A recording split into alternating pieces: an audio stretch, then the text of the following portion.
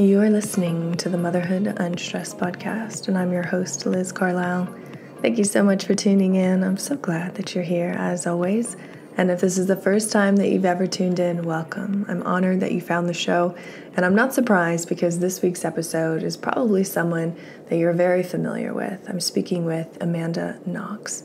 Now, Amanda spent 4 years in an Italian prison following a wrongful conviction for the murder of her roommate, a sentence that was ultimately overturned by the Italian Supreme Court. She's now a mother, an author, a journalist, and co-host of the Labyrinths podcast alongside her husband, Christopher Robinson. In this episode, we talk about her journey to freedom, not just physically, but mentally as well. That traumatic stress that she went through, what is healing her now, what is getting her through, and enabling her to create a life, not only for herself, but for her daughter. Ultimately, I'm just grateful that she trusted me to hold the space for her to share her side of the story, her perspective. So please enjoy this episode with Amanda Knox. Oh, hello, Amanda. Welcome to the show. I'm so glad that you're here. Thank you so much for having me. Yeah, and you're a fellow podcaster. Your booth is amazing. Your podcast, Labyrinths, is so good. In a recent episode, you were talking about, the idea of remaking yourself. Is that even possible? Yeah, it's a podcast where I explore different stories and moments in other people's stories, but also moments in my life when I have felt lost. And, one of those questions is, can you remake yourself after you've been through something or even if you haven't been through something and you're just like, you know what, I need a change in my life and can I be a different kind of person? Like, I feel like we all have moments in our lives like that, and we don't know how deeply enmeshed we are with our past and whether or not we can reshape it for the sake of the future. But also, I talk about things like motherhood or pregnancy and how incredibly complicated and at times scary and confusing it is. So that was a recent sort of mini series of my podcast where I looked at my own experiences of infertility, other women's experiences of infertility, and then tracked my own pregnancy from first, second, and third trimester. Yeah, I love that. And I feel like so many women, when they're going through that, it's such a whirlwind. Your hormones are all over the place. Your mind is all over the place. Do you think that you developed like special coping mechanisms because you had to be so strong on your own for so long that when you did hit those hard early motherhood moments, even pregnancy moments, that you were better able to handle the waves? That's an interesting question because I remember at the very beginning of my pregnancy, first of all, my first pregnancy, which ended in a miscarriage, I felt very unprepared for emotionally. I didn't realize how common miscarriages are because I never hear about them. So I assumed that is a very rare thing as opposed to a very common thing. And then it was way more emotional than I thought it was to lose that pregnancy, because I had always had this idea in my mind of, well, of course I'm going to be a mother, and of course my body is going to be fertile, and why would something bad happen? And then when that expectation was reversed, I felt almost like I was a similar sort of tinge to when I was wrongly convicted. Like, oh, all of my expectations about the world and myself and my future, I don't know actually what I can count on anymore. Is this going to happen for me? Am I just going to miscarry and never be a mom? Like, all of those thoughts go through your head, and you honestly don't have a lot of guarantees. There are no guarantees. You don't know. And that was an interesting thing for me to grapple with, because I thought that I had that not knowing behind me. And instead, motherhood has shown me that there's a lot of unknowing ahead of me. Yeah, absolutely. Do you feel like day to day, it's like you wake up and you're ready for what's going to happen and then you're completely caught off guard? Or do you feel like you've kind of hit your flow now? I think I've hit my flow. My daughter is now 5 months old. She's just started sleeping through the night. But of course, She also has figured out how to roll from her back to her front, but not her front to her back. So occasionally I'll have to go rescue her because she'll be like opposite turtling. I can completely picture this too. That's why I'm laughing. Right. So I mean, she is becoming a person and she's having to figure out her own rhythms. And I'm just sort of like there to like be there for her. And that's a super interesting place to be in, because I feel like up until the moment of motherhood, we're all just sort of doing that to ourselves, right? Yeah. Like we're very like absorbed with, oh my gosh, am I turtling with my feet up in the air? How do I right myself? And then like suddenly your mind and your soul and everything just pivots and you're like, this person is doing that. And how do I help them? And it's a beautiful experience. It's also really like it for me, it reminds me of just how animalish we all humans are. Like we're all just baby animals. We're all just babies who are just trying to live a good life. And it's true. Sometimes don't get what we want and it makes us sad. And that's just life. Right. And navigating that. And like, I'm at a point now, like motherhood for me really, really woke my ass up to, wow, like I don't want to just be surviving this hard stuff that I'm going through, like dealing with all these things I've never dealt before until now. And like, you can't escape it. But it also made me want to thrive in that state. You know, I didn't want to just get by. I wanted to be, you know, really good in my life. You know, I wanted to be healthy and strong and mentally strong and all of those things. And I feel like you just have that steel spine yourself because of what you've gone through, what you've suffered through, you know, even not just the imprisonment, but just the barrage of the media, you know, in all those years and then following. Do you feel like, man, where does that come from for you? Like, because I think most people would just have crumbled under that kind of pressure. Well, one thing I can say is I have a very loving and supportive mom. So I look back on those years and there's a tinge of sadness because like I now have a new perspective on what that experience was like for my mom, who had to be there for me and do anything she possibly could to rescue me, basically to save my life, but also knowing how limited she was in her ability to do that. Like I cannot imagine the horrible experience it was for my mom to come and visit me and have to leave me there in the prison every single time, when like she absolutely would have taken my place if she could. If she could have walked back into my cell and let me walk out, she would have done it, but she couldn't. And so the powerlessness that she felt, but also how much just her going through that with me in every way that she could made me feel not alone. And I do think that made a huge difference in my ability to emotionally and intellectually process my experience. I did not feel abandoned. I did not feel alone. Even if no one was able to be there in the prison with me, I knew that there were people who loved me and a life that belonged to me on the outside. And when I think about, it's interesting that you pointed out how you didn't want to just survive. Like motherhood really like woke you up to how you want to thrive.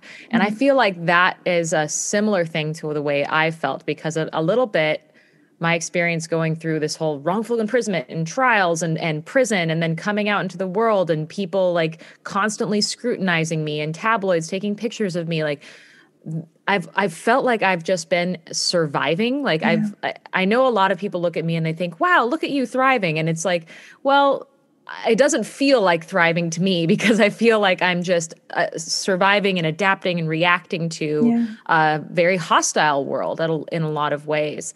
And since I've had a daughter, I feel much more of a compulsion to set my daughter up in a better life than I've had. So I want her to have better relationships than I've had. I want her to be able to communicate better than I have. I want her, like, I want to tell the world to leave her alone. She's none of your content, like, kind of thing. Like, I want to defend her in ways that I couldn't defend myself. And that means tackling head on a lot of the problems that I think the world has, especially towards women and young women. Yeah. I mean, going back, do you think it was because you were a beautiful young woman that you were targeted so harshly, and then, continues on? It's like a Monica Lewinsky, kind of thing. And I know you were on stage speaking with her, which was probably really interesting. We can talk about that if you'd like. But do you think it was because, you were this beautiful young woman that it was all turned upside down? I think that me being a young woman who was sexually active at the time made it so that this case became a huge deal in terms of the international media. Like, everyone latched on to this case because it was portrayed as girl on girl sex crime. And so people, like, went crazy and started projecting all of their, like, horrible fantasies about female sexuality onto this case. And I became this blank slate onto which people could, project all of their anger and hatred towards sexually active young women. I definitely felt like I ended up becoming, it didn't, like, matter that I didn't have a criminal history and that there was no evidence painting me at the crime scene. Like, just the story of a evil young sexually active woman was enough to captivate people and to put me behind bars. And that is fascinating to me, that story was, like, so odd, like, it was so rare, but also so, like, familiar to people that they just latched onto it. And it makes me question, like, what are the stories that we keep telling ourselves, and how do we keep repeating them, and how do we keep repeating the harm? Like, one of the things that I've been trying to recently point out ever since my daughter was born, it's interesting coincidence, is me pointing out that representing this story, like what happened to my friend Meredith, who was raped and murdered by a local burglar in Perugia, representing that story as the Amanda Knox saga is misleading, because I had nothing to do with her murder. It doesn't name her as the victim. It doesn't name the murderer as the murderer. It names a person who was, like, tangential and, no one should ever have remembered my name next to this story. And yet, like, my name and my face is the thing that is people use, like, is shorthand for Meredith's murder in a lot of people's minds.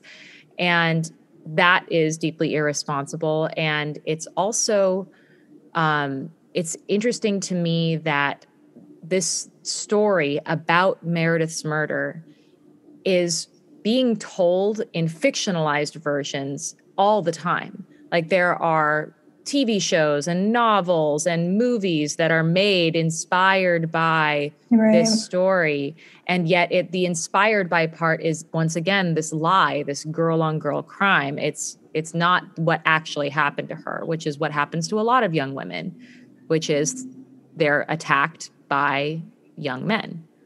God, I mean, that's got to make you so just viscerally angry, like, how do you not just walk around the world angry all of the time? Because I feel like that would be so hard for me to not feel that way, to not just be bitter and cold and just want to, shut everything and everyone out. Like, you're living and you have a daughter and a wonderful husband. Like, how? Like, honestly, like, tell us how that's possible. Because that's, to me, the ultimate level of self-evolution.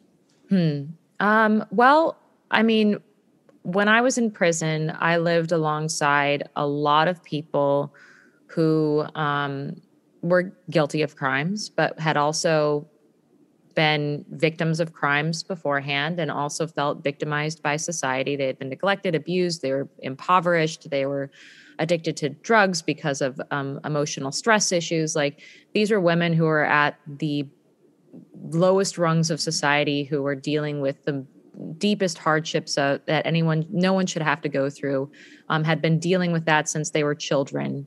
And I saw that they were very bitter and angry. And I saw that was a path that I could go down, and I did not want to go down that path. I wanted, and I still want, to embrace humanity, acknowledging all of its flaws, but embrace humanity ultimately, and have peace with whatever it is that life gives you, because ultimately that's all you can do. No one really, really has control over what happens to them in their life. And so the only control that you have is over how you react to it. And if you want to be at peace with whatever it is that life throws at you, you can get there. You just have to take a step back, take a deep breath, and remember what it is that who you want to be and what you want out of life, and to go after those things. And that's it. And embrace what you do have. And, and then sometimes you get lucky. I got lucky. I have a husband who appreciates me and loves me for who I am. And didn't Google me the first second he saw me go down the Google rabbit hole, But not everyone gets that lucky. Like, not everyone gets lucky like that. I got lucky. I feel like a very lucky person. And, and that includes with everything that happened, because like when I look back on everything, I think, wow, if I had not met Raffaele Sollecito 5 days before that crime happened, I would have been home that night and I would have been murdered too. Oh my gosh. Yeah. If you think about it. I didn't even think about that. Yeah. Yeah. That's incredible. Yeah. Man. So, I mean, going through this life and finding peace and becoming who you really are each and every day, how do you balance the paradox of having an anonymous, peaceful life with being Amanda Knox and creating a living for you and your daughter and your family? It's a great question. It's one that I'm still figuring out. I can't say that I have this is the prescribed way to do it, but the way that I've done it is in the same way. It's sort of the same strategy that I have towards just being emotionally okay with everything. Like, I am grateful for what I have. I try to keep my eyes open and my heart open to the opportunities that I see come my way. I do take risks and trust people, even though I've been hurt before. And I think that's worthwhile, because without taking risks, without going out of your way to trust someone or try something new, you're never actually going to move forward. And when it comes to, the career that I've built for myself, I definitely had to make it up out of whole cloth, because going and getting a regular job and doing what a regular quote job, being Amanda Knox comes with a lot of baggage. And there was a period in my life where I was working in a local bookstore in Seattle, and very occasionally there would be people coming in who wanted to see the famous girl Amanda Knox. And meanwhile, I'm worrying about these death threats that I'm receiving, and if that person's going to find out where I work and therefore can follow me and find out where I live. Those are the kinds of things that I have to think about. And so realizing that, first of all, maintaining the proper perspective, what do I have? What do I know? What can I do? What's the best thing that I can do with what I have and what I know? And I've always, always, always driven towards that. So in this case, I have a career in journalism and podcasting. I am really good at listening to other people and hearing their stories and understanding where they're coming from. And so I decided to do that professionally. And to why not? Hey, that's a great way. And a lot of people, you'd be surprised how many people just want to be heard. Yeah. Are trying to figure out how to articulate their experiences to themselves, and just want to have a conversation with someone who's willing and ready to listen and help understand their story with them. Yeah. I mean, it's interesting, you do this enough, you podcast enough, you listen to hundreds of stories over time. How, when you go out into the world, you realize that people aren't really listening. You be in a regular conversation or at a dinner party, and I think when you attune your mind to this kind of work, you do realize, wow, they're not listening at all. They're not getting half of what I'm saying. And, scientists say that we only, absorb maybe 40% of what we hear in conversations. So do you find that you, as a podcaster, someone who, is a journalist trained, do you find that you see stories and hear stories that other people don't? And then you almost can't even share it because it's like there's just so much, you're very sensitive to all of that. Yeah, I mean, to get through, if someone has motivated reasoning or motivated listening, what that means is that they will listen to what they want to listen to and they'll ignore what they want to ignore. And this is especially challenging around the dinner table where maybe you want to talk about this interesting idea, like, I don't know, climate change. You want to talk to your family about climate change, and maybe everyone at the table is going to already be sort of primed to have what their intuitive perspective is on it, and they're not going to be open to new ideas. And the challenge of journalism and the challenge of storytelling is, first of all, to allow yourself to be open to new ideas and to not just have an intuition about what you already think before you ever engage with someone about an idea or their story. But then furthermore, you have to anticipate, okay, what are the mental blocks that are between the audience that I am talking to and the idea or the person who I'm interviewing? And how is it that I can construct a story that either hurdles the audience over that block or sort of sneaks them under it without them realizing it? And then finding that common humanity or that common ground in that idea that maybe was unexpected. Those are some of my favorite podcast episodes that I've done. I don't know if there's one that's very, very challenging, but that I'm actually really quite proud of. That is actually a great story for parents. In the first season of my podcast, it's called One Bite of the Elephant at a Time. Mm-hmm.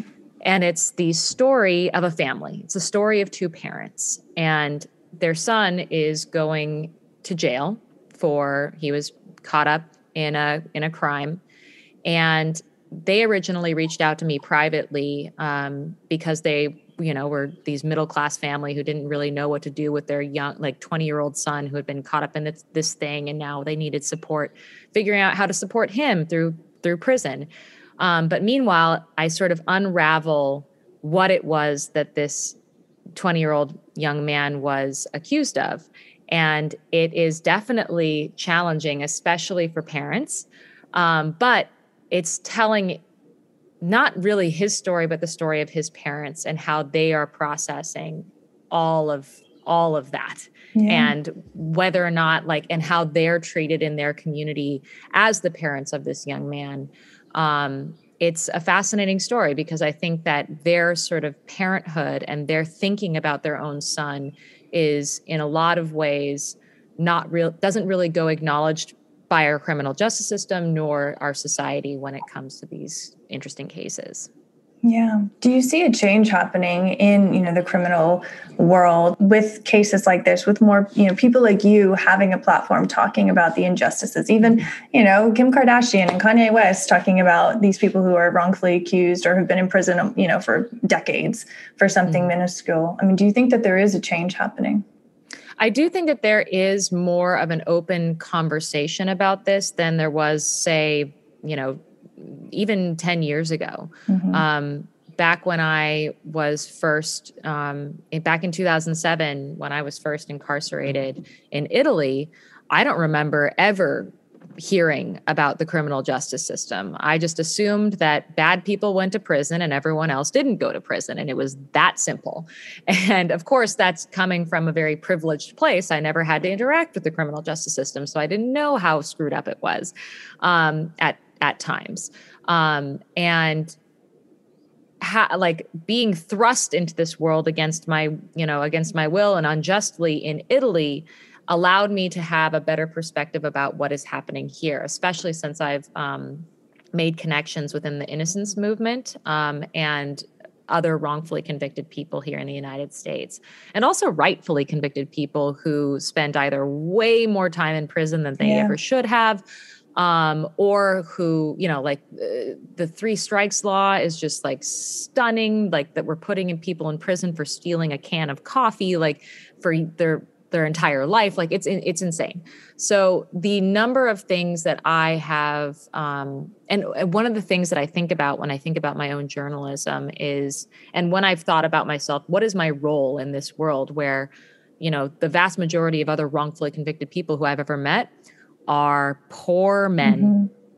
And I sort of stick out as this like weird, as well known as my case is, and it's a very, very well known wrongful conviction case, it's not very representative of the reality of wrongful conviction. So why is that? Well, of course, there's the sexy female on female crime aspect, but there's also the fact that I'm a young white woman and people value my life more a lot of times.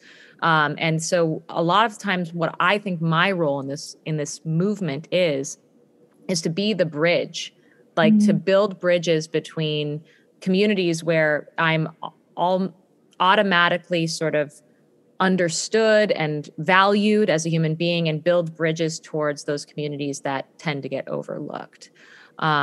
Because again, like, I never thought about this growing up. It never occurred to me to think about this. And now that my eyes have been opened to it, I feel like I can help pave the way for other people to see it too. Yeah. I mean, do you think that this is going to end up being your purpose? Was the hardest thing that you've ever gone through actually the path to your purpose?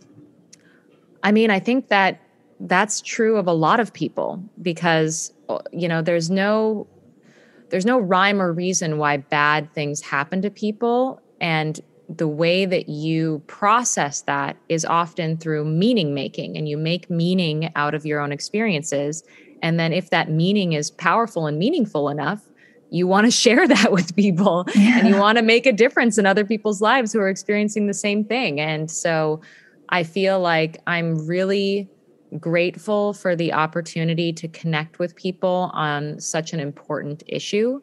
But also to just have gone through an experience that was very hard, and know that even if I've never gone through, experience X that was really hard, I know what it feels like to go through something hard. And so I can be someone who's a good listener or a good sort of just support person for someone who's going through something really hard, whatever it may be.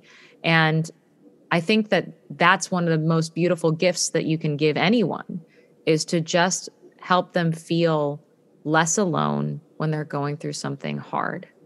And when I think about my daughter and motherhood and how to like translate that, I know that I can't protect my daughter from everything in the world. And I'm going to do my best, but something is going to happen. And I feel like I want to give her every tool that I have at my disposal to help her adapt and experience post-traumatic growth as opposed to post-traumatic stress. Whatever this thing may be that she has to deal with. Oh, I love that. So beautifully said. So I'm going to attempt a hurdle to bring who you really are, who you've always been, to the listener. Can you share, at the core of Amanda Knox, who you really are, who's been there the whole time? Oh, gosh, that's such a big question. No pressure. No pressure. Who are you? And go. Go. So I'm ultimately a lover. I love people. I love animals. I love connection. I love honesty. I really, really care about the truth. I care about people's feelings. But if you want to get into specifics, I'm super nerdy. I love Harry Potter and Star Trek and Star Wars. I love to sew. I love to swing dance. I love, this weekend, I'm having a Lord of the Rings marathon party where we're going to be crafting Lord of the Rings Christmas ornaments. Oh my God. I love it. I love it. Like that's a lot of my world. Like I just, I tend to have, not a ton of people in my life, but the people who are in my life are very, very close. And I'm and I love them. And so that's my world. Like it, honestly, like that's always who I've been. I grew up in a family that was kind of big, but also just very close. Like my entire extended family was within walking distance from me growing up. So I grew up with my cousins and my aunts and my uncles and my grandma. Like everyone was right there. And that was a really beautiful experience. And I want to pass that along to my daughter as well. Yeah. Oh, I love it. I love it. Okay. So this is my final question. What is the best piece of advice that you've actually followed in your life?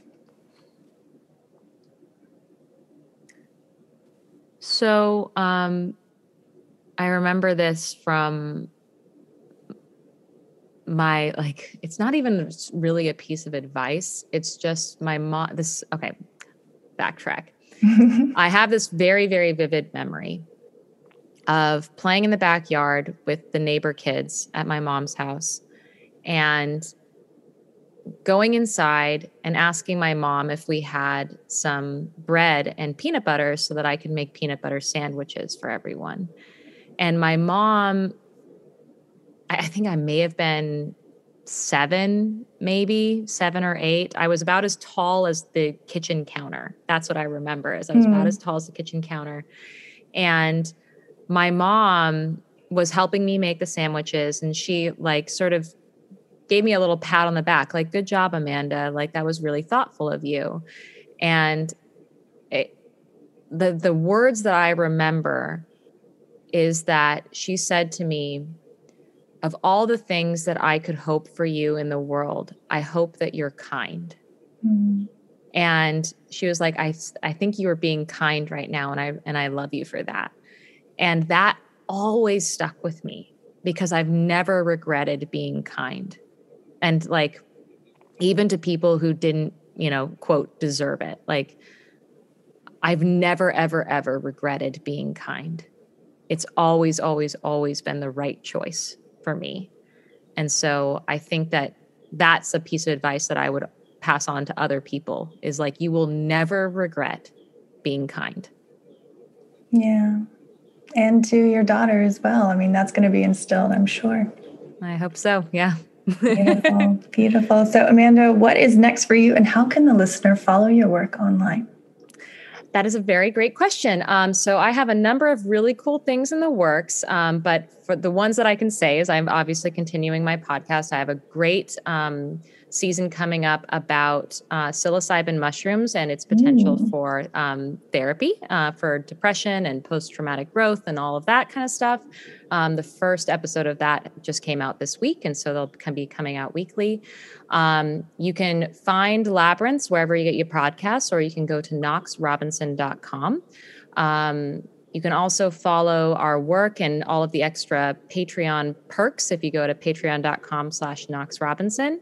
I can be found on Twitter at Amanda Knox and on Instagram at Amama Knox. Oh, I love it. Oh, Amanda, this was such a pleasure. Thank you for sharing your heart and your love with me and the audience. I think having conversations like this is really important. And for someone with your platform and you're talking about criminal justice and what you've been through, I think that uplifts all of us and opens all of our minds to the reality of what's really out there and what we should be taking down as far as obstacles in front of us when we see others. Oh, thank you so much for having me. I really appreciate it. You have been listening to the Motherhood Unstressed podcast. Please be sure to rate, review, and subscribe to this podcast.